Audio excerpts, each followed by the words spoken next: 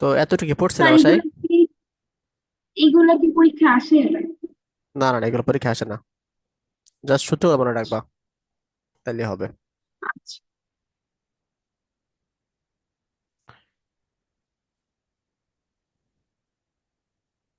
Angular momentum. আচ্ছা, momentum জিনিসটা কি বলো তো? করবে। আচ্ছা, এটা হলো প্রোডাক্ট অফ, হ্যাঁ, এমবি। এটাই তাই না? হ্যাঁ। এটাকে পি দ্বারা প্রকাশ করা হয়, P equal to M V. এটা হচ্ছে তোমার স্ট্রেট লাইন মোমেন্টাম বা মোমেন্টাম। মানে যে কোনো একটা বস্তু যদি সরলরেখা বরাবর যায়, তাহলে যে মোমেন্টামটা হয় আর কি, সেটাই না। ঠিক আছে। আর যদি কোনো কিছু কেন্দ্র করে ঘুরতে থাকে, তাহলে এটা হচ্ছে অ্যাঙ্গুলার হয়ে যাচ্ছে না? তো হ্যাঁ, তখন যে অ্যাঙ্গুলার মোমেন্টামটা উপর। হয়, এটা হচ্ছে অ্যাঙ্গুলার মোমেন্টাম আর কি। ঠিক আছে। দেখো এটা একটু পরে দেখো কি বলছে এখানে।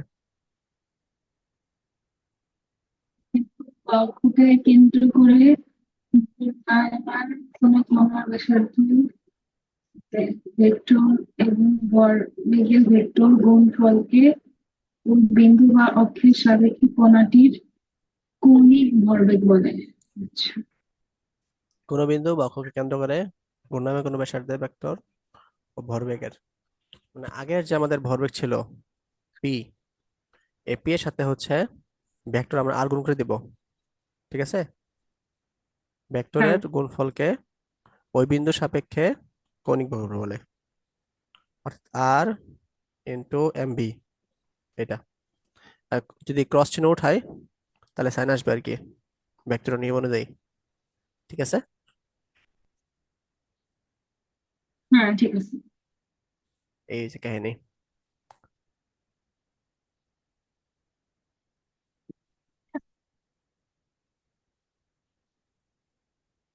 আচ্ছা, তো আর এর মাত্রা কি? এল না? হ্যাঁ। পি এর মাত্রা কি? P equal to M V. M এর মাত্রা হচ্ছে বড় হাতের এম। ভি এম এর মাত্রা কি? L M T inverse. Seventeen তাহলে পার্সেন্ট। তাহলে এটা হচ্ছে এল এম এল টি এর ইনভার্স। ওয়ান। তাহলে কি হচ্ছে M L square T inverse one. তিন পার্স। এটা হচ্ছে মাত্রা আর কি। হ্যাঁ। ঠিক আছে। হ্যাঁ। আর একক তাহলে কি হবে? এটার একক হচ্ছে তোমার মিটার, এটার একক হচ্ছে তোমার কেজি, থ্রি আর এটা হচ্ছে তোমার M metre per inverse. Second. ঠিক আছে। হ্যাঁ। তাহলে মিটার কেজি স্কোয়ার, মিটার। হ্যাঁ এটা হ্যাঁ। বোঝা গেছে। হ্যাঁ।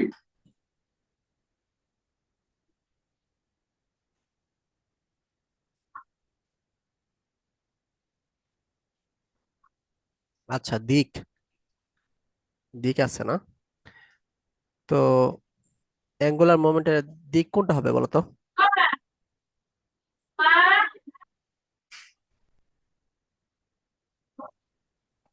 কোনো একটা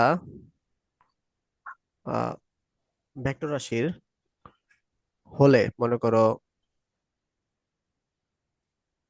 M cross N equal to P, তাহলে এম মনে করে এদিকে কাজ করতেছে, এন তার লম্ব বরাবর কাজ কাজ করতেছে। ঠিক আছে। তাহলে পি এর দিকটা কি হবে বলো তো? তাই না, বলো। ঠিক, বুঝলাম না কি বললেন।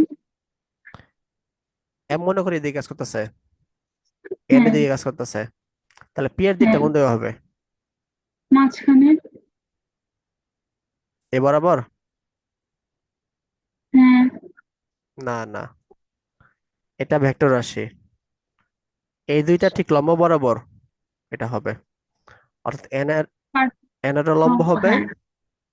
হ্যাঁ। তোমার এম এর লম্ব হবে। ঠিক আছে। এই দিক বরাবর পি হবে। বুঝতে পারছো? হ্যাঁ।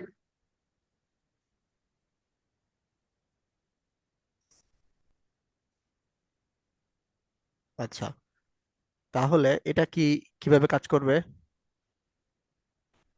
এটাকে এল দ্বারা প্রকাশ করা হয়, কৌণিক যে ভরবেগটা এল দ্বারা প্রকাশ করা হয়। তাহলে L equal to R into P. আচ্ছা, ধরো এই বৃত্তকে কেন্দ্র করে ঘুরতেছে, ঠিক আছে? তাহলে আর হচ্ছে এদিকে, যেহেতু ব্যাসার্ধ, আর এদিকে এসে এমভি, ঠিক আছে? তাহলে এই দুইটা লম্ব বরাবর, মনে করি এই বরাবর হচ্ছে তোমার এল কাজ করতেছে, ঠিক আছে? হ্যাঁ। বুঝছো? হ্যাঁ। রাফি তো মাত্র আসলা, বুঝছো এগুলা? হম। জি, মাত্র আসলাম। আমি কৌণিক ভরবেগ পড়াইছি, এটা কি পারতা নাকি বলবো আবার? একটু বললে ভালো হইতো, তাড়াতাড়ি বলে ফেলেন মানে একসাথে। আচ্ছা, রৈখিক ভরবেগ কি বলো তো? ভরবেগ জিনিসটা খালি জানি, ভরবেগ জিনিসটা কি, আর কি রৈখিক মানে জানি না। আমরা যেটা পড়ছি সরলরেখা এটা বরাবর যে রৈখিকই। ভরবেগটা হয় আর কি, এটাই তো। হ্যাঁ, ভর ও বেগ যদি গুণ করো তাহলে যেটা পাই সেটা সরলরেখা হচ্ছে বরাবর তোমার যেতে ভরবেগ, চায়। ঠিক আছে? ওটা সরলরেখা বরাবর আচ্ছা, গেলে রাস্তায় রৈখিক ভরবেগ। রাস্তায় আর একটা ট্রাক আর বাসের সংঘর্ষ, এটা কি রৈখিক রৈখিক ভরবেগ না? হ্যাঁ, হ্যাঁ। তো কোন একটা বৃত্তরে যে কেন্দ্র করে ঘুরতেছে তারও একটা ভরবেগ হয় আর কি, ওটাকে বলা হয় কৌণিক ভরবেগ, বৃত্তের কেন্দ্রে আর কি, ঠিক আছে? অর্থাৎ রৈখিক ভরবেগের সাথে জাস্ট আর গুণ করে দিবা, তো এটাকে পি দ্বারা প্রকাশ করা হয়। তো এই যে আর ইন্টু পি, এটাই হচ্ছে তোমার কৌণিক ভরবেগ, এটাকে এল দ্বারা প্রকাশ করা হয়, ঠিক আছে? বুঝছো? আচ্ছা, বুঝছি। হম। তারপরে আর এর একক হচ্ছে মিটার, পি এর একক হচ্ছে তোমার এই যে এটা, ঠিক আছে? এই দুইটা আমরা ক্যালকুলেশন করে এটা পাই আর কি, ঠিক আছে? তাহলে এটা হচ্ছে তোমার এম কৌণিক স্কোয়ার কেমনে ভরবেগের হইলো? একক। এই দেখো আর এর একক হচ্ছে মিটার, এম এর একক কি? কেজি।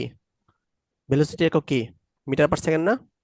তাহলে এখানকার হম। মিটার, এখানে মিটার হচ্ছে স্কোয়ার, এরপর কেজি, তারপরে এটা পার সেকেন্ড আর কি, ঠিক আছে? এরই তো এম ইনভার্স দিছেন, এটা বলতেছিলাম যে এম দুইটা কেমনে হইলো। না, এটা ভুল করছে। তো এই যে KG metre square per second, বুঝছো? ঠিক হম, একইভাবে আমরা বুঝছি। মাত্রাটা পাইছি আর কি। মাত্রা হচ্ছে আর এর মাত্রা হচ্ছে এল, এম এর মাত্রা এম, বি এর মাত্রা এল টি ইনভার্স। তাহলে এম এল টি স্কোয়ার টি ইনভার্স, ঠিক আছে? এর মাত্রা পাইছি আর কি। এখন এম দিকটা এল বুঝাইছি আর কি। টি স্কোয়ার। আচ্ছা। দিকটা তো বুঝছো মনে হয়। দিক কোন দিক? এই যে এটা বুঝছিল না? এটা তো সাধারণ ভেক্টরেরই না নাকি? হ্যাঁ, এই ভেক্টরের মধ্যে কাজ করবে। লব্ধি বরাবর নাকি জানি বলে এটাকে। না, এই দুইটার ঠিক লম্ব বরাবর কাজ করবে আর লব্ধি কি। না এটা, লব্ধি না, লব্ধি না এটা, লব্ধি না। না, না, না, লব্ধি না। এই দুইটা গুণ করলে এটা আসে আর কি, ভেক্টর গুণ। নিচে যেটা দেখাচ্ছে না তো লব্ধি হওয়ার কথা না? লব্ধি বরাবর যাবে ওটা তোমার, তুমি কোনটা কথা বলছো? R equal to P plus Q um, vector. এত কিছু জানি না।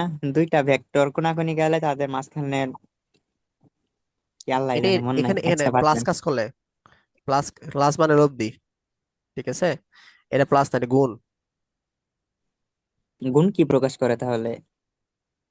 অর্থাৎ এম আর এন এর গুণ করলে পি পাই আমরা। পি এর দিক হচ্ছে এম ও এন এর লম্ব বরাবর।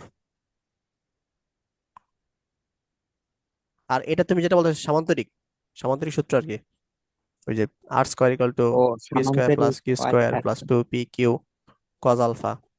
তখন পি দিয়ে কাজ করতেছে, কিউ দিয়ে কাজ করতেছে, লব্ধি তার আর মাঝখান বরাবর কাজ করবে আর কি, ঠিক আছে? এটা এক্ষেত্রে প্লাস, প্লাস মানে লব্ধি, আর এটা গুণ, পার্থক্য আছে।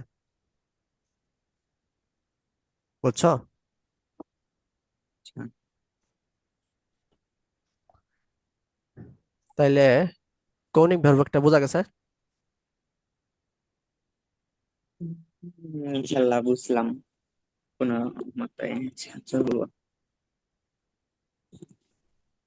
আচ্ছা, এই কৌণিক ভরবেগ এবং কৌণিক বেগের সম্পর্ক, ঠিক আছে, এটা দিছে আর কি। তো এখানে একটা ডেরিভেশন দিছে, ডেরিভেশন দেওয়া লাস্টে হচ্ছে তোমার এটা বাই করছে আর কি। তাহলে আমরা চাই ডেরিভেশনে। প্রমাণ শিক্ষা তো দরকার নাই না? না। তাহলে আচ্ছা, ছোট প্রমাণ দেখি প্রমাণ তুমি প্রমাণ শিক্ষা দেখে এটা ফেলি। মাথায় থাকতো না, এটা দরকারও নাই তো। ঠিক বুঝছো যে রৈখিক বেগের কৌণিক ভরবেগের, তাহলে এটা মাথায় রাখো আর কি, দেখাইলাম না। কি বলো, রাই না? আর হ্যাঁ, কনিক ব্যাগটা তো হলো গিয়ে ডাবলু না, মানে ওই যে ডাবলু বলে সরি, কি জানি হ্যাঁ, বলে এটাকে? W, omega. ডাবলু না তো এটাকে ওমেগা, হ্যাঁ হ্যাঁ ওমেগা। তো এখানে এই হিসাবে ধ্রুবক হিসাবে মানে আই দিছে না?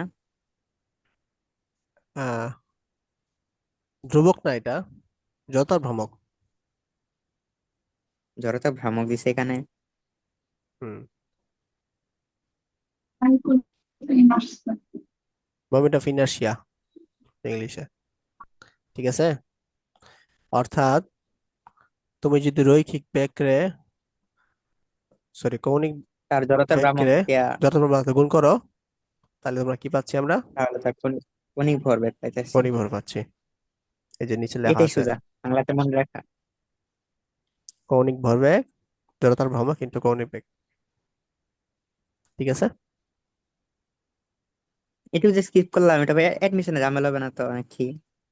না, বুঝলেই আবার পড়া হয়েছে। লাগবে পরে যে। এডমিশন এগুলো আসে না, এগুলোতে ম্যাথ আসে। তাইলে তো এটা শুধু ম্যাথের মূল থিমটা মনে রাখতে হবে, সম্পর্কটা কি। হুম। আচ্ছা। হ্যাঁ, টর্কটাই নাম গুরুত্বপূর্ণ। এটা হ্যাঁ, পড়ো এটা বুঝিনি, কি পড়বো? তুমি। আল্লাহ, আমি তো গুরুত্বপূর্ণ বলতেছিলাম তা আমার আমি ফাঁসার জন্য বই নাই তো, আমি তো বুঝাইতেছিলাম যে গুরুত্বপূর্ণ। না, তোমার ভাষাই নেই তো। ওই ভাষায় দিতে আছে, তোমার ভাষায় দিলেন। ই করার জন্য করতেছি, তোমার স্কিল বাড়ানোর জন্য আসলে বলতেছি। আমি পয়রা পয়রা এটা কিস ছিল, এটা তো ছোটবেলা তো পড়তে আছি। এই ভাঙে আর কি।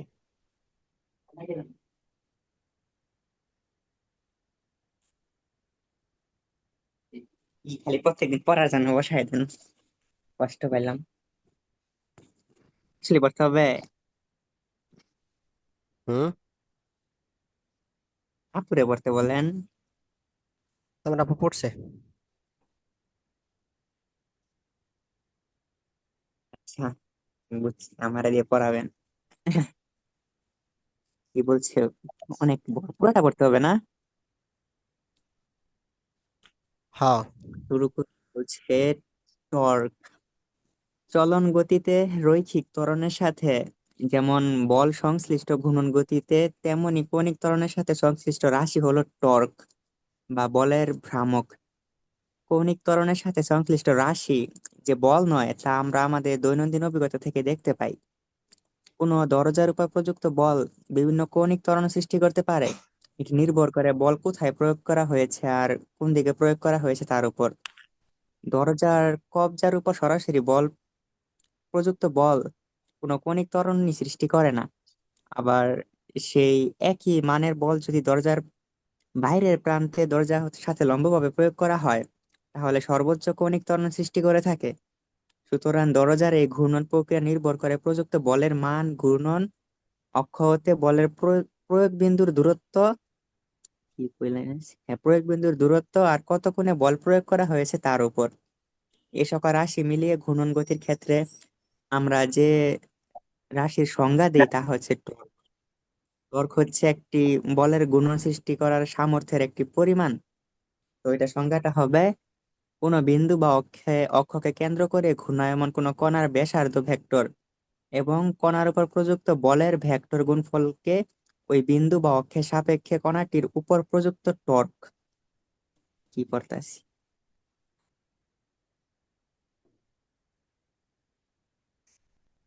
হয়েছে তো মনে হয়। কিছু বুঝছো? বুঝলাম যে দরজার এই পাশে দিয়ে বল দিন যাইতো না, এখন থেকে দরজার পিছন থেকে ধাক্কা দিতে লাগবো, এটাই বুঝছি।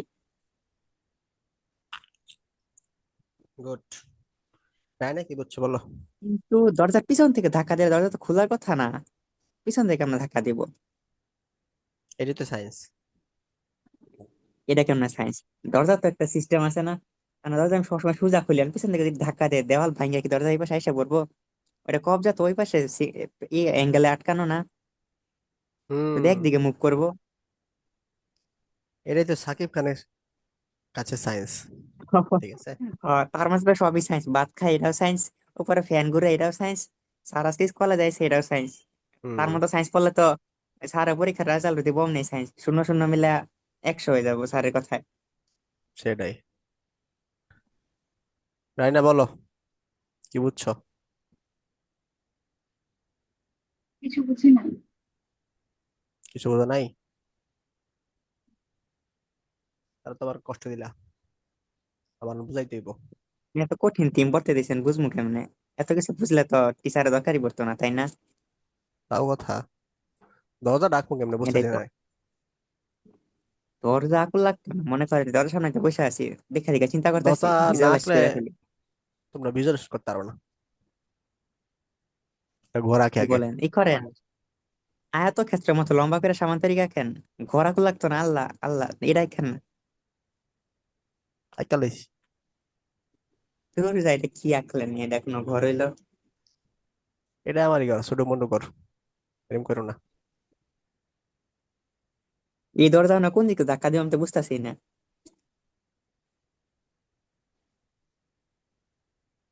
এই যে এটা একটু খোলা দরজা বুঝছো, এদিক বরাবর মানে কোনাটা আছে, এখন প্রশ্ন আর এবার হইলো খোলা প্রশ্ন যায়। হইলো দরজা, এই দরজাটা মানে সিম্পলি মানে স্বাভাবিকভাবে বলতেছি, খুলে কোন দিকে, বাইরের দিকে না ভিতরের দিকে? ভিতরের দিকে। ঠিক আছে।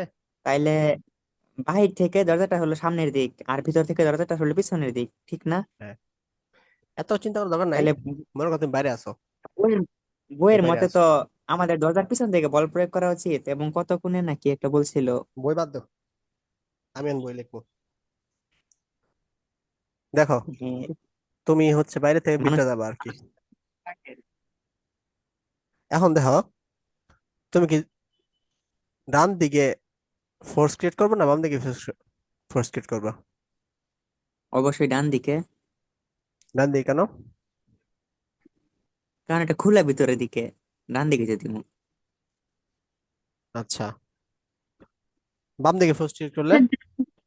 ডান দিকে বলতে কি হ্যান্ডটা ডান দিকে পেঁচাবো? হ্যাঁ, এখানে হ্যান্ড আছে, মনে করো এখানে হ্যান্ড আছে। এটাই তো, এটা ছোটবেলা থেকে শিখাইছে, দরজা থেকে ই থাকে হাতল থাকে ওটা ধাক্কা দিবা দেরা, এটা এত কিছু জানি না তো। আচ্ছা, হাতলটা ডান দিয়ে দেয় কেন, মাঝখানে দেয় না কেন, অথবা এই পাশে দেয় না কেন? এটা তো যে দরজা বানায় সে জানে, আমি কেন বলবো? আচ্ছা, মনে করো এই পাশে হাতল দিয়ে দিল ভুলে, ঠিক আছে, যেহেতু তো আমার নাই, তাইলে তাই আর কিছু জানে দরজা না। তাইলে আর এই ঘরের ভিতরে ঢুকুর লাগতো না। তো এই পাশে তুমি যত এই ফোর্স ক্রিয়েট করো, দরজা কি খুলবো? না, দেখো এখানে মাঝখানে যদি থাকে, হাতলটা থাকে, তাহলে তোমার বেশি ফোর্স ক্রিয়েট করতে হচ্ছে।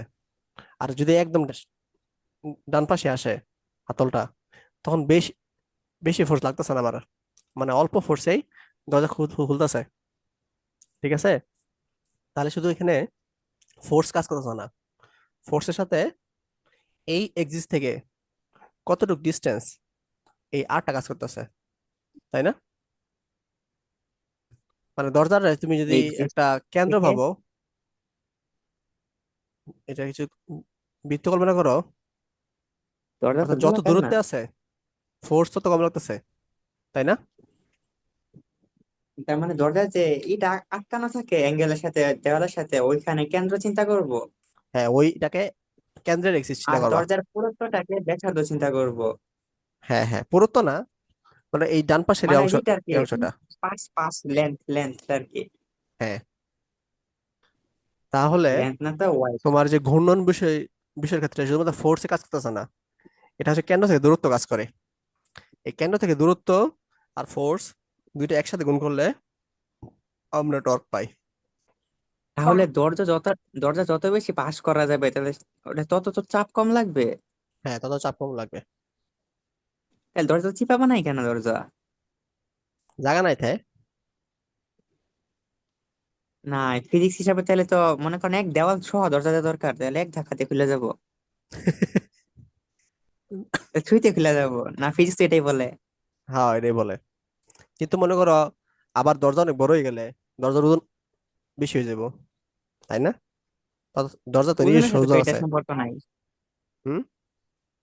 ওজনের কোনো কথা তো বলছে না এখানে। ফিজিক্স তো শুধু টর্ক নিয়ে কাজ করতেছে না, এখানে ওজন কাজ করবে, আরো অনেক ফ্যাক্টর আছে, কিন্তু তাই না? এতক্ষণ যে পড়লাম এখন তো ওজনের কথা কিছু বললো না। এখন তোমরা ছোট না, এত কিছু বুঝাইলে তো তোমার মাথা নষ্ট হয়ে যাবে। আস্তে আস্তে বড় হও, পরে সব বুঝবা।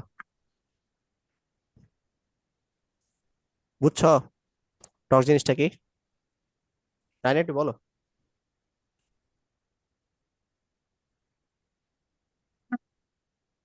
হ্যান্ডেল যদি মাঝখানে কাজ করে তাহলে ফোর্স বেশি লাগবে, আর যদি লেফট সাইডে যদি থাকে তাহলে কম ফোর্স লাগবে।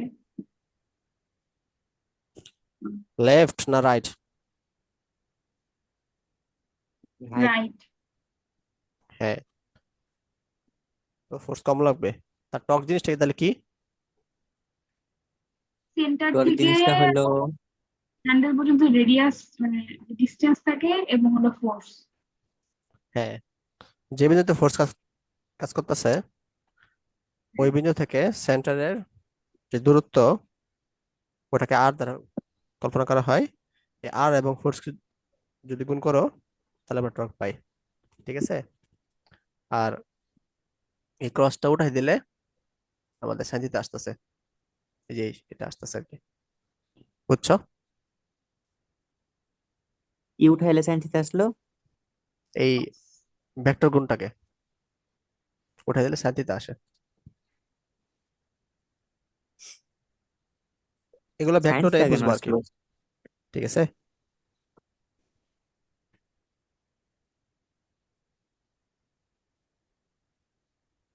আচ্ছা, আচ্ছা। ওই চিহ্নটাকে টাও টাও বলে না? হ্যাঁ, টাও টাও। কেমিক্যালের মতো চিহ্ন যেটা। তাহলে রাফি বলো, টাওয়ের দিক কোন দিকে? টাওয়ের দিক বলের দিকে। বলের দিকে? শিওর? মানে যেদিকে ফোর্স দিব ওদিকে না? উম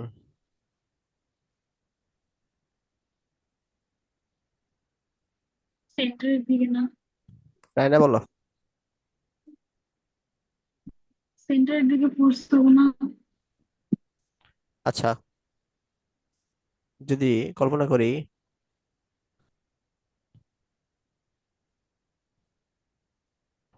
এটা হচ্ছে তোমার দরজা, এদিকে হচ্ছে তোমার সেন্টার, ঠিক আছে, এদিকে হাতল। এই হাতল বরাবর আমরা ফোর্স দিচ্ছে, ঠিক আছে। সেন্টার থেকে এ বরাবর হচ্ছে আমাদের আর। আচ্ছা, তাহলে তাহলে এটাই হবে টর্ক ওই কোনটা? যে একটু আগে যে পড়াইলাম সব লম্ব ভাবে লম্ব। গুড, এই বরাবর হবে। কৌণিক ভরবেগ বরাবর ই যাবে আর কি, দেখতে হবে। হ্যাঁ, বুঝছো? হুম, এই আর কি।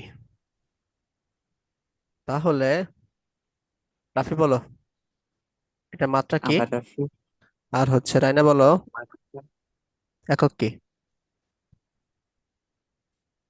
কেমনে বলতাম? মাত্রা হুম। আর, আর হলো এফ। মাত্রা হবে, কি হবে?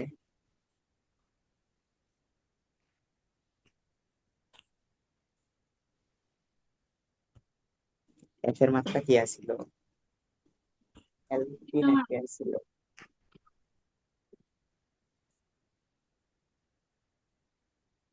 এম এল টি হবে নাকি? আচ্ছা, টাও একক ছিল, হবে নিউটন মিটার। একক হবে নিউটন মিটার। গুড। আর এফ, আর এর মাত্রা হচ্ছে এল, এফ এর মাত্রা কি? এম এম এ না? স্কয়ার টি ইনভার্স। কেজি, হ্যাঁ, মানে sorry M, L T inverse two, M L M T square inverse T two, inverse. তাহলে M L square T inverse two, এটা হবে মাত্রা কই। হ্যাঁ, এই যে,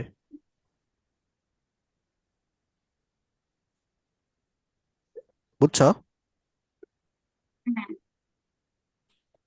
রাফি?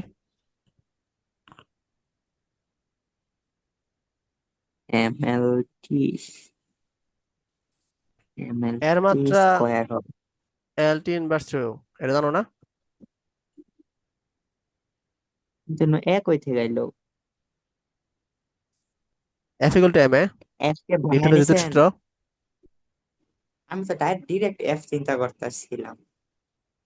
ও, এফ এর ভিতরেই তো এম আর এল আছে না? হ্যাঁ। তো ওই দুইটার মাত্রা কি স্কোয়ার না? দুইটার উপরে একটা ইনভার্স আর একটা আচ্ছা, এফ এর মাত্রা এফ বুঝতেছিলাম এল না, টি কঠিন। ইনভার্স টু, এটা।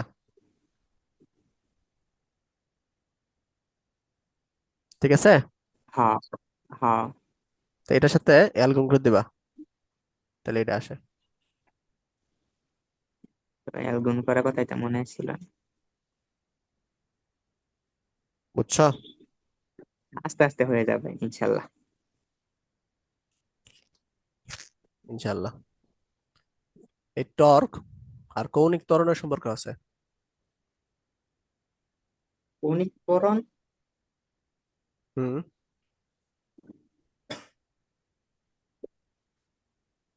কৌণিক ত্বরণটা কি ছিল? কৌণিক ত্বরণ হচ্ছে, কই জানি পড়ছিলাম, কৌণিক ভরবেগ করছিলাম কোন। কৌণিক বেগে পড়ছিলাম, কৌণিক ত্বরণে পড়ছিলাম। ও হ্যাঁ, শুরুর দিকে করছিলাম। জড়তার ভাঙে করছি। মনে পড়ছে? দেখান লাগবো। কারণ জড়তার ভাঙে এখানে না। জড়তার ভ্রামক এখানে, ধরো দেখি। কৌণিক ত্বরণ মনে হয় ছিল কি, এর উল্টাটা যে প্রকাশ করতো আলফার মধ্যে কিছু একটা দিয়া মনে হয়। আরে না, এই যে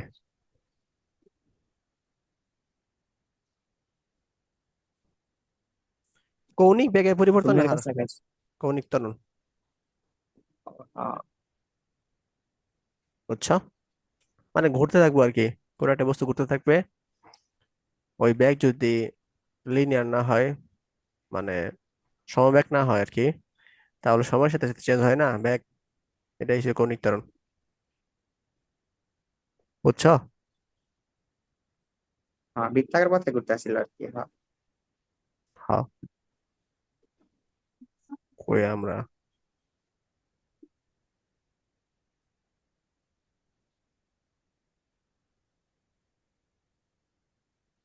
তো এটা সম্পর্ক হচ্ছে টাও সমান সমান আই আলফা। আই হচ্ছে জড়তার ভ্রামক, আলফা হচ্ছে তোমার কৌণিক ভরবেগ, সরি কৌণিক ত্বরণ, আর টাও হচ্ছে টর্ক। ঠিক আছে, এটা জানলেই হবে। টর্ক, জড়তার ভ্রামক, কৌণিক ত্বরণ, এটাকে জানি কি পড়ছিলাম? একটু আগে পড়ছিলাম কৌণিক কি, বেগ, এল সমান সমান ওই জড়তার কি ভ্রামক, ছিল, কিন্তু এই যে, কৌণিক হ্যাঁ, আই আই ইন্টু ই হয়েছে ডাবলুর মতো কি কৌণিক জানি বলে ভরবেগ। এটাকে। এল সমান সমান আই ওমেগা, এটা। হ্যাঁ, ওমেগা ওমেগা। ঠিক আছে। বুঝছো? আচ্ছা।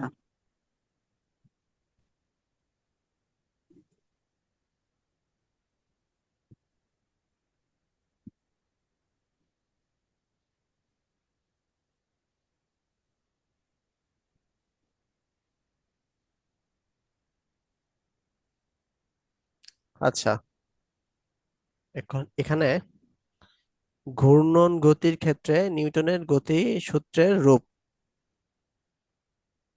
আচ্ছা, এটা আবার এক্ষেত্রে কি? আমরা বল, এটা আমরা ফোর্স ইউজ করছিলাম না রৈখিক ক্ষেত্রে? আমরা কৌণিক মাঝখানে যে ক্ষেত্রে কিছু একটা পরীক্ষা ছিল, ওইটা ওইটা পড়াইতেন না? কি? মাঝখানে কিছু একটা পরীক্ষা ছিল, ওইটা দেখাবেন না? কালকে পরীক্ষা কাদের? আমি বললাম মাঝখানে একটা পরীক্ষা স্কিপ করে আসলেন, ওটা দেখাবেন না? ও, এটা এটা এটা ব্যবহারিক মনে হয়। হ্যাঁ, এগুলো পরীক্ষণের নাম, ব্যবহারিক এগুলা। এগুলোর ভিতরে তো পড়া থাকে। কি পড়া? কেন, বায়োলজি কেমিস্ট্রি যে প্র্যাকটিক্যালের ভিতরে পড়া থাকে, অনেক কিছু জানা থাকে। আচ্ছা, আমরা থিওরি শেষ করি আগে, তারপর দেখবো না এগুলো কি। এগুলো মেবি পরীক্ষা, মানে ব্যবহারিক। আচ্ছা, এটা হচ্ছে রৈখিক। আর কৌণিক ক্ষেত্রে বলটা হয়ে যায় তোমার, কি বলো, টর্ক। ঠিক আছে, তাও হয়ে যায় আর কি। তারপরে বেগ, এটা ভি থাকে, এখানে আসলে ওমেগা হয়ে যায়। আর হচ্ছে তোমার ত্বরণ, এখানে এ থাকে, এ পাশে আসলে আলফা হয়ে যায়। ঠিক আছে। সরণ, সরণ হচ্ছে তোমার কি, এস, এ পাশে আসলে থিতা হয়ে যায়। তাহলে বিষয়গুলো বুঝছো?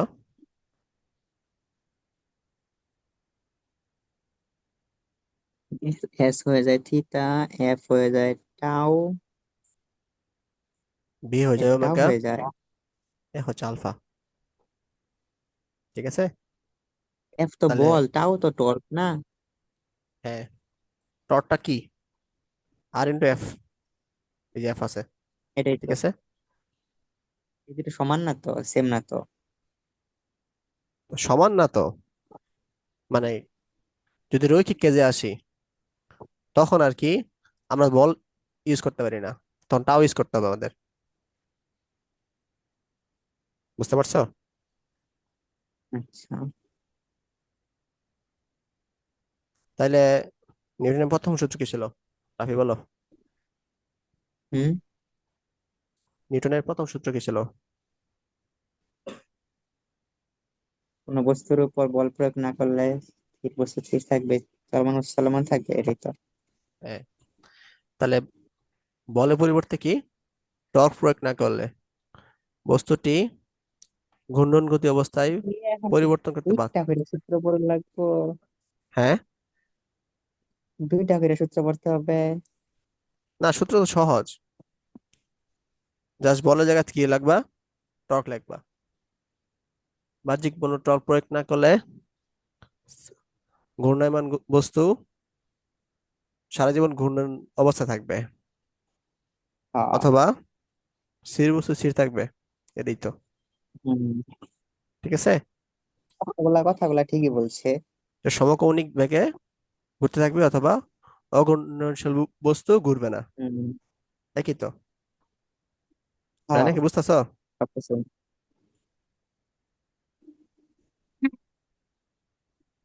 আচ্ছা, 2 নম্বর সূত্র বলো রে না। সূত্র।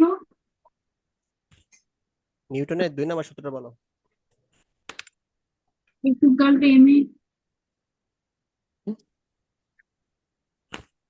এভাবে না, বাংলায় বাংলায় বলো আর কি। বিশ্লেষণ করতে বলতে।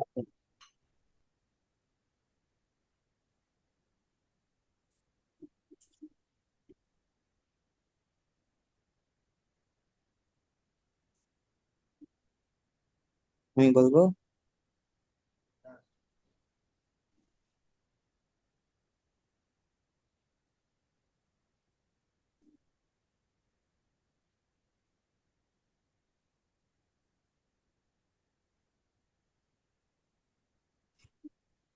এই ক্ষেত্রে বলো যে জেনারেল একটা সূত্র আছে না, বস্তুর ভরবেগের পরিবর্তন আর, এটা বলো। বস্তুর প্রযুক্ত বলের সমানুপাতিক। এই বলো না। সাহায্য করতেছি।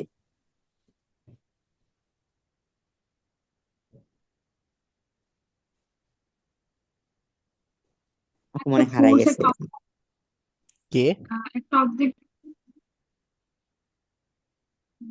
হ্যাঁ রানে বলো, শুনতেছি। একটা অবজেক্টে যে ফোর্স দেওয়া হয় সেটার সমান হবে হলো অবজেক্টের মাস আর এক্সেলারেশন। ওই একটাই বলছো, এভাবে না। আচ্ছা রাফি বলো। আমি হুম। নিউটনস ল, বাংলায় বলবো, বাংলা থেকে বলা উচিত। হুম, বলো বাংলায় বলো। তো কোন একটা বস্তুর উপর যদি আচ্ছা ওইটা বলা দরকার নেই। একটা বস্তুর যে ভরবেগের পরিবর্তনের হার, এটা হুম। হলো ওই বস্তুর উপর যে প্রযুক্ত বলটা দিব ওই বলের হুম। সমানুপাতিক, এবং সেই বলের দিকটা হবে মানে হ্যাঁ বলের দিকটা হবে বস্তুর বলটা যেদিকে ক্রিয়া করবে সেদিকে, মানে ভরবেগের পরিবর্তনটা যেদিকে হবে সেদিকে। হ্যাঁ, কোন বস্তুর ভরবেগের পরিবর্তন হার, তার উপর।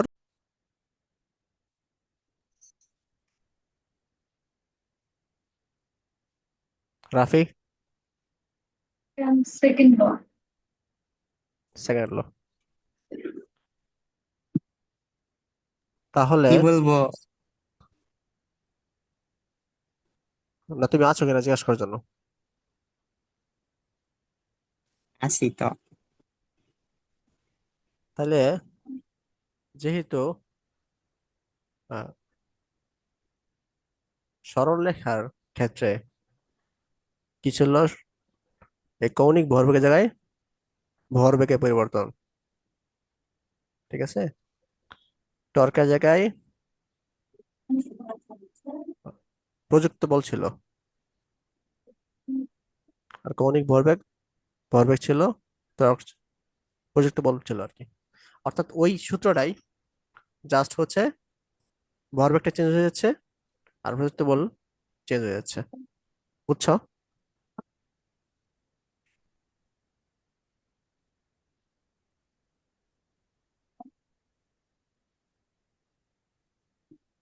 হ্যালো।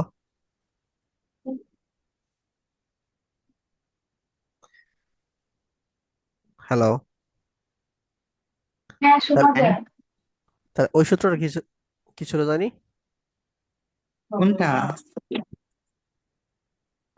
এফ সমানুপাতিক ডিপি বাই ডিটি, এটা ছিল না দ্বিতীয় সূত্র? হুম। কিসের এটা? ওই যে এফ সমান এম এ একটা সূত্র আছে না, দ্বিতীয় সূত্র। হ্যাঁ, হ্যাঁ আছে। তাহলে এখান থেকে আসছিল না? আসছিল, খেয়াল নাই বি তো। মানে ভরবেগ আর কি, এম বি। ও হ্যাঁ, এখানে দিকের একটা সম্পর্ক ছিল উপরে। আচ্ছা তাহলে হয় এরকম কিছু পেলে। কৌণিকের তারপর ক্ষেত্রে পি কি এর হবে? জায়গায়। টাও সমানুপাতিক হ্যাঁ, ডি এল ডি টি, এটা হবে তাই না? এল আসলো কেন? অনেক এর জন্য। কৌণিকের জন্য আর ইন্টু পি না।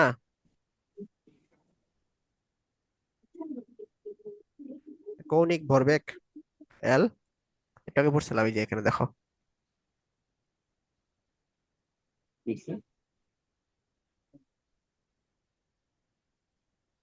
এই যে এল ইকুয়াল টু আর পি, বুঝতে পারছো? হ্যাঁ,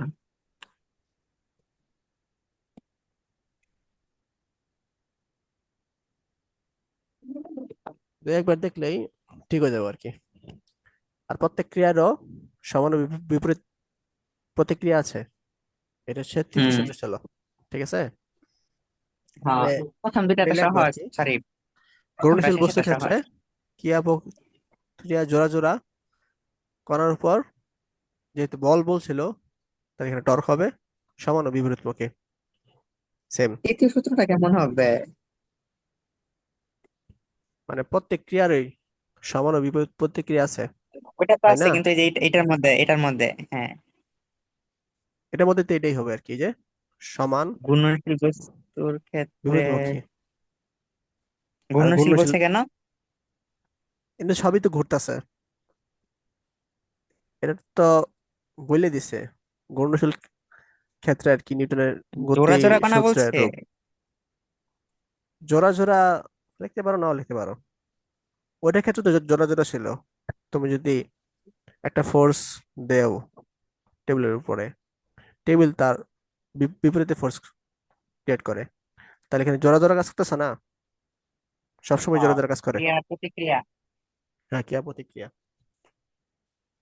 এখানে জোড়া জোড়া কণা বলছে। একই কথা, ওর কণার ভাবে একই কাজ কথা। করে।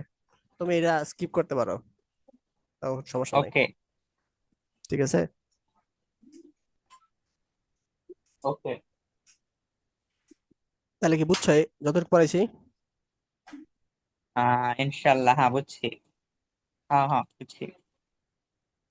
রৈখিক ভরবেগের নিত্যতা সূত্র ছিল না?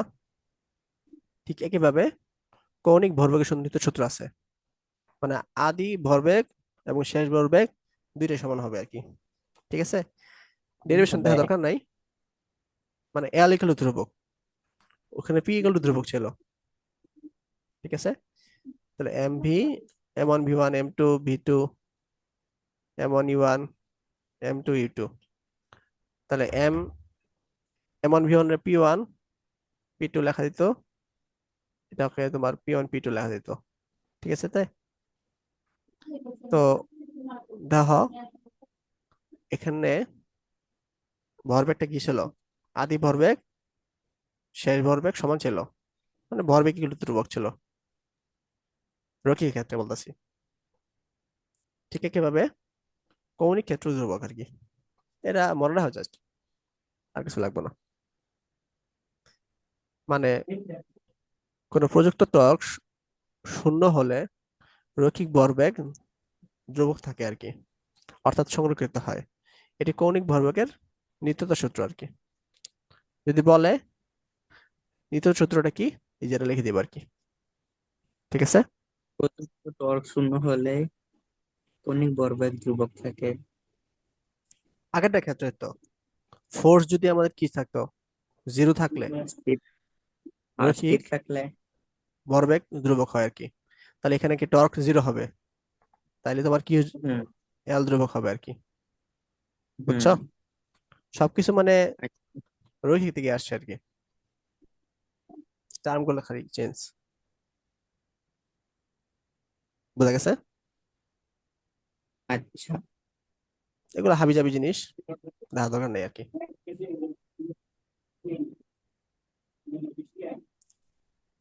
আর পড়াবো কেন্দ্রমুখী কেন্দ্রবিমুখী?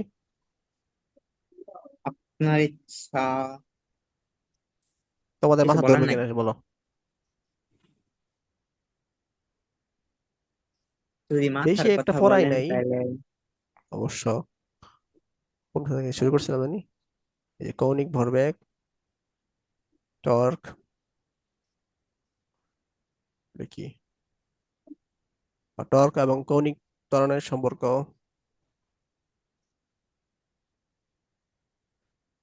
নিউটনের সূত্রগুলো আর কি, নিত্যতার সূত্র, এগুলো পড়াইছি। তাহলে কেন্দ্রমুখী বল কেন্দ্রবিমুখী বল এই দুটো পড়াই দিই নাকি? হ্যাঁ পড়ান।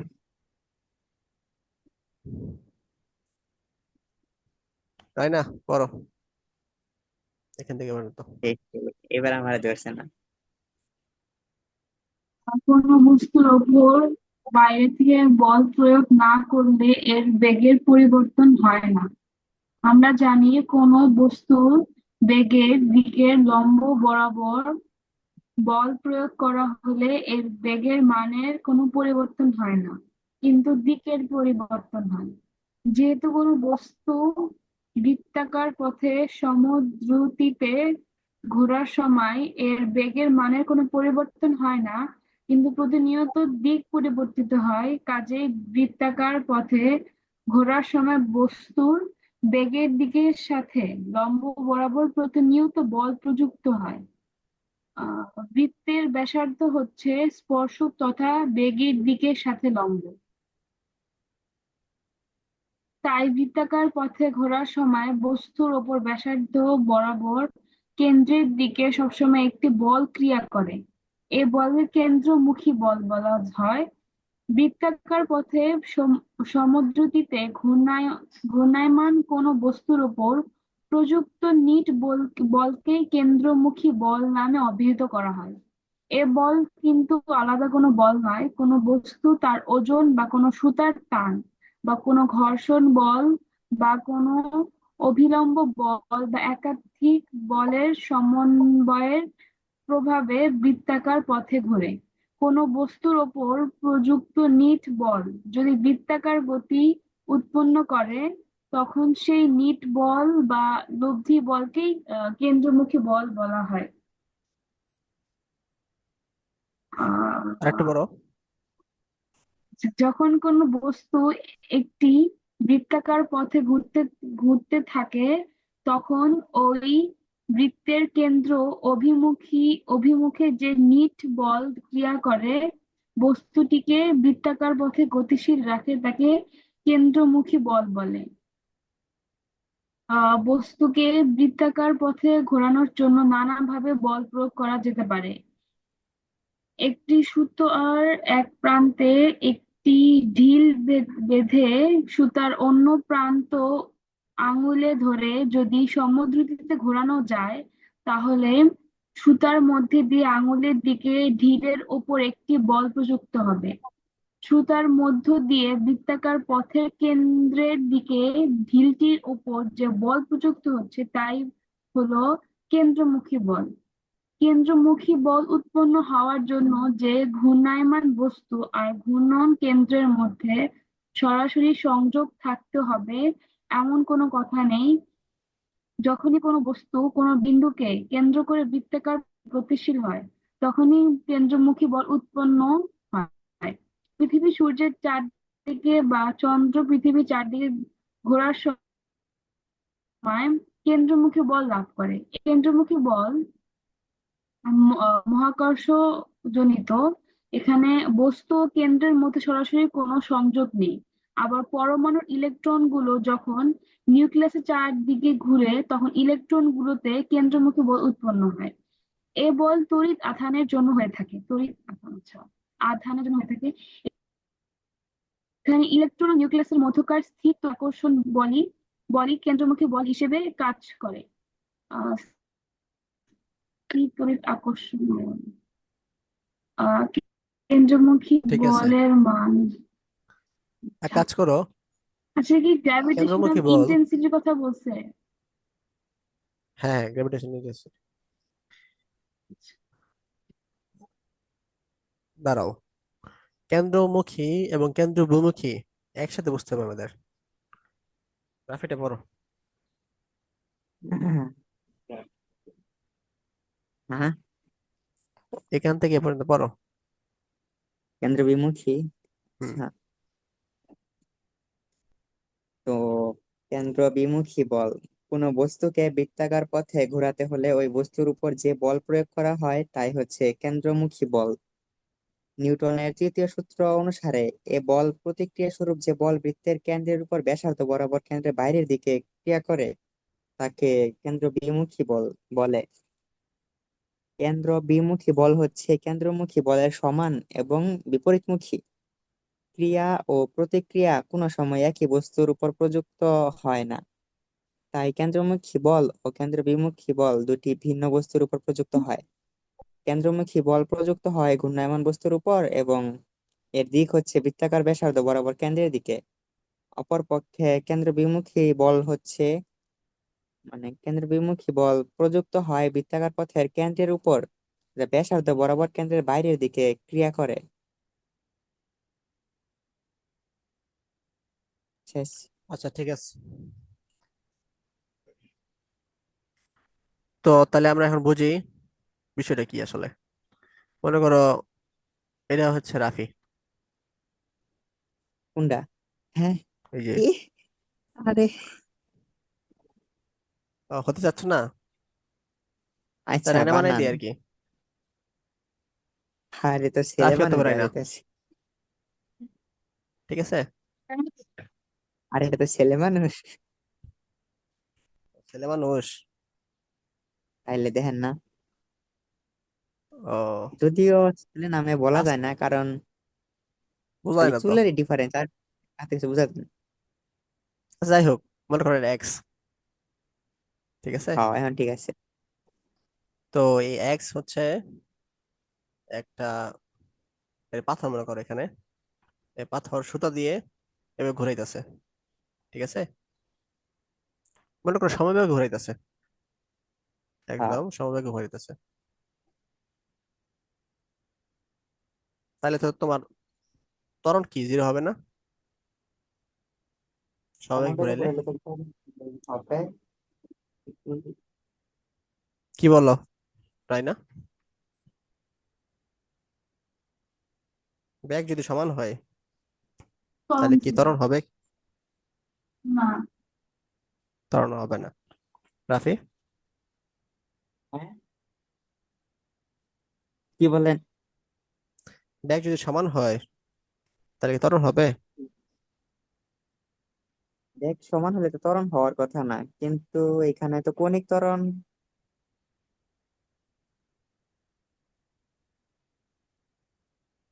ত্বরণ তো হওয়ার কথা না নর্মালি। ত্বরণ বলছেন যেহেতু হওয়ার গুড। তো কথা না।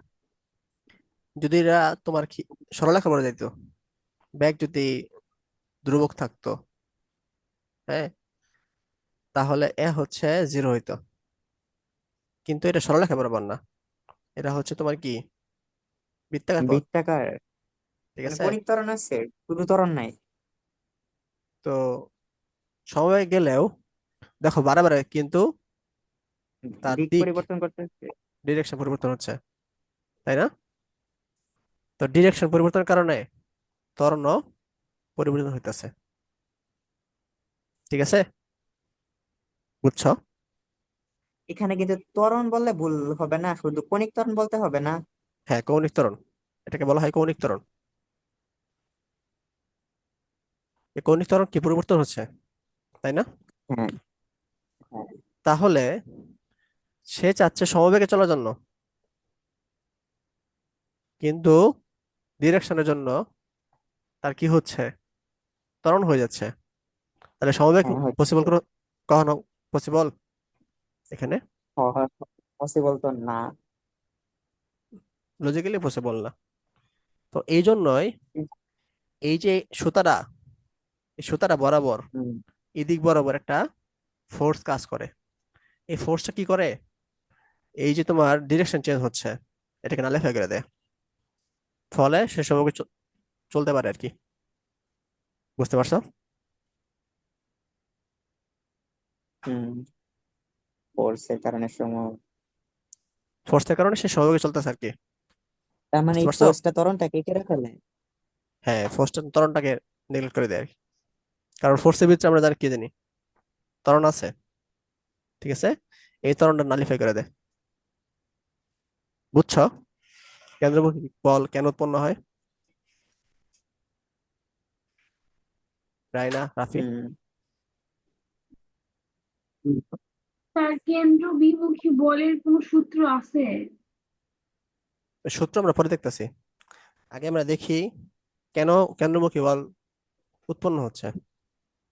এটা কি বুঝছো? হ্যাঁ। বলো তো কেন। হুম, কোন কি হইতেছে? তোমাকে না, রাইনাকে বলছি। এক্সেলারেশন জিরো, এই কারণে। এক্সিলারেশন জিরো করার জন্য কেন্দ্রমুখী বল উৎপন্ন হচ্ছে, ঠিক আছে। হ্যাঁ। তো এই কেন্দ্রমুখী বল দড়ির টান হইতে পারে, ওজন হইতে পারে, অথবা এখানে কোনো মিডিয়াম থাকলো না আর কি, যেমন সূর্য বা পৃথিবী, অথবা নিউট্রন প্রোটন চুম্বকের ক্ষেত্রে থাকলো না, তারপরেও কিন্তু আমাদের কেন্দ্রমুখী বল উৎপন্ন হবে। এই কেন্দ্রমুখী বল হচ্ছে কেন্দ্র বরাবর থাকবে, যে অবজেক্টটা আছে ওই অবজেক্টটা কেন্দ্র বরাবর থাকবে। আর কেন্দ্র বিমুখী বল হচ্ছে তার ঠিক উল্টাতে থাকবে আর কি। ঠিক আছে, সমান বা উল্টো দিকে থাকবে আর কি। যেহেতু নিউটনের তৃতীয় সূত্র কি, প্রত্যেক ক্রিয়ার সমান ও বিপরীত প্রতিক্রিয়া আছে। এই কেন্দ্রমুখী বিমুখী বল যদি না না থাকে, তাহলে কি ঘটনা ঘটবে? এই বস্তুটা ঠাস করে পড়ে যাবে ঘুরে কেন্দ্রের ঘুরে দিকে আর কি। যাবে নাকি? ঠিক আছে। তাইলে এটাকে আমরা এটা বলতে পারি যে এখানে সুতাটা দেওয়া ইটটা বা পাথরটা ঘুরাইতেছি, হুম। এখানে যে সুতার ভিতরে যে সুতার একটা টান বল আছে, যে এইটাই কি হলো কেন্দ্রমুখী বল। হ্যাঁ, আর এটাই এই কেন্দ্রমুখী বল। ঘুরানোর ফলে যে আমার আঙ্গুলের উপর যে বলটা মানে একটা বল প্রযুক্ত হইতেছে, আমি ফিল করতেছি, এটা হলো কেন্দ্র বিমুখী বল। বিমুখী বল, গুড গুড গুড, এটাই আর কি। বুঝতে পারছো? কেন্দ্র বিমুখী বলটা আমার আঙ্গুলের উপর কেন লাগতেছে? কারণ তুমি সুতা ফিল করতেছো, সুতা এদিকে দিয়ে ছুটে যেতেছে আর কি। ঠিক আছে। এই কারণে আর লাগতেছে, তোমার মানে আমার আঙ্গুলটা আঙ্গুলটা বাধা এই দিতেছে, বাধা বল সৃষ্টি এই করতেছে। বস্তুটা এই বস্তুটা বস্তুটা ফিল করতেছে বলটা এদিকে, আর তুমি ফিল করছো বলটা এদিকে। তাহলে আমার আঙ্গুলে যেটা ফিল করতেছে সেটা বাধা দানকারী বল না? হ্যাঁ, বাধা দানকারী বল। আচ্ছা, আমার সাপেক্ষে বাধা দানকারী।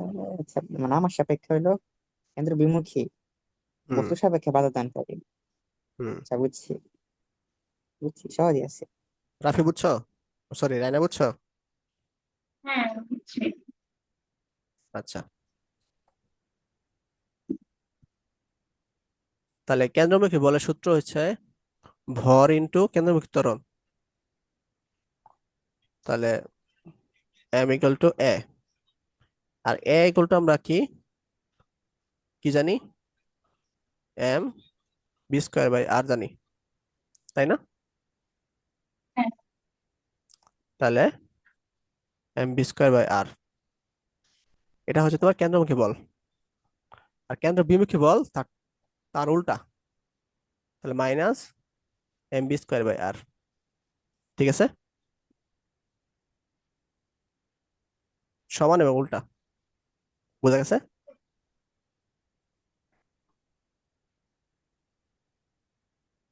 কেন্দ্রমুখীটা প্লাস আর বিমুখীটা মাইনাস। হ্যাঁ, ওটা বিমুখী প্লাস দিতে পারো। তো বিমুখী প্লাস দিলে কেন্দ্রমুখীটা মাইনাস হবে আর কি, আচ্ছা। ইচ্ছা। ঠিক আছে, হুম। রায়না বুঝছো? হ্যাঁ, বুঝছি, কিন্তু কোশ্চেন আছে কোনো? না। ঠিক আছে, তাহলে এই পর্যন্ত থাক আর কি। মুখী বিমুখী পর্যন্ত পড়ো।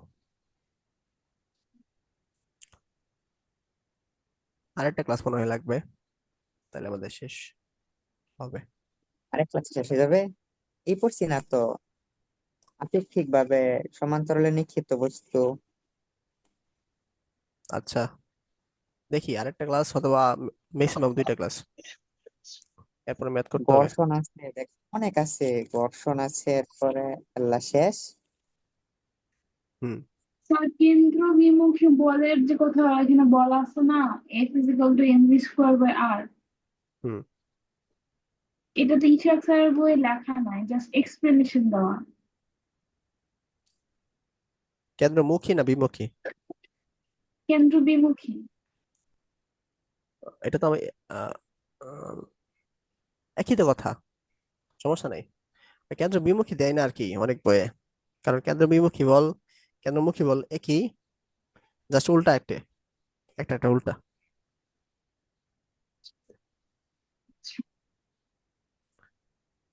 ঠিক আছে তাহলে, থাকি পর্যন্ত নাকি?